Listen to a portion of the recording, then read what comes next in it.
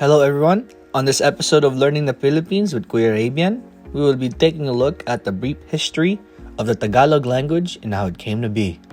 As always, I'm Kuya Raybien, and let's get this started. Filipino and English are the national languages of the Philippines, so you'll have a much easier time in your travels if you first learn Tagalog, which much of the Filipino language derives from. Tagalog is a language from the Malayo-Polynesian branch in the Austronesian language family, and is spoken by more than half of the population of the Philippines, which stands at around 100 million people. While it is one of the major foundations for one of the national languages of the Philippines, actually only around a quarter of the Filipino population speak it as a first language. The majority of people speak English at least at a conversational level. However, this doesn't take anything away from the importance of learning Tagalog.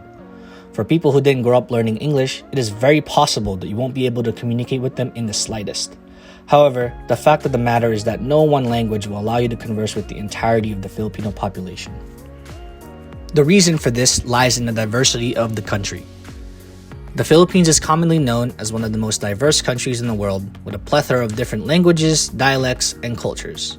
So, to put the diversity of the Philippines into perspective, the country was previously occupied by both Spain and the United States. During Spanish occupation, the Spanish language was actually declared the official language of the Philippines. This is why you can hear quite a similarities between Tagalog and Spanish. After nearly 5 centuries of foreign occupation, you can probably imagine Filipino culture had changed a great deal. After the United States took over, Spanish, as the then language official, was phased out and English took its place. Since Spanish occupation of the Philippines had such a large influence on Tagalog language, nearly half of the Tagalog words are derived from Spanish. So, if you're a Spanish speaker or have learned Spanish before, you'll find that Filipino vocabulary is strikingly similar to that of Spanish. So now you might be asking, how can I learn Tagalog? Is it easy to learn Tagalog? Can I do it?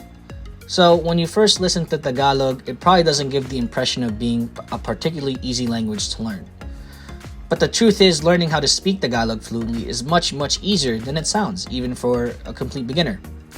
The original Filipino writing system was based on the Baybayin alphabet, and the modern Tagalog is based on the Lan alphabet, and the Baybayin script is now only used for purely aesthetic reasons. This means that there is absolutely no need to learn the original script, as everything is written out in Roman letters. So all you have to do is sound out the words as you read them, as you would in English or any Romance languages. In fact, pronouncing words in Tagalog is actually easier than it is in English because there are no silent letters. So a word in Tagalog sounds exactly as it looks like it would sound.